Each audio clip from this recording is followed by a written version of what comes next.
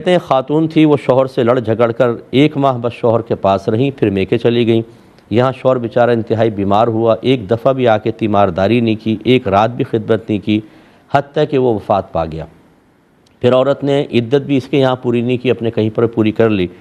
تو کیا اس عورت کا نکاح باقی رہا تھا یا نہیں رہا تھا؟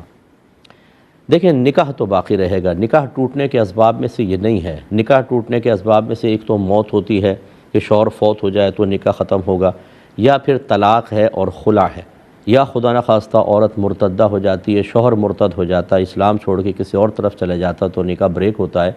لیکن یہ جو ہے کہ عورت ناراض ہو کے چلی گئی، یا ویسی وہ چلیں ناشزہ کہلاتی ہے ایسی عورت کہ نافرمان تھی، شوہر کی خدمت نہیں کی، چلی گئی، گناہ گار ہوگی،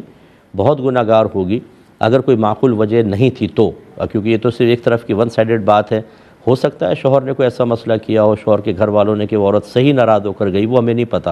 لیکن ہم اس صورت میں کہہ رہے ہیں کہ شوہر کا، بیوی کا سارا قصور اگر مان لیا جائے تب بھی بہرحال یہ نکاح ٹوٹنے کے اسباب میں سے نہیں تھا، وہ اس کی بیوی ہے اور اس کی وارثہ بھی بنے گی۔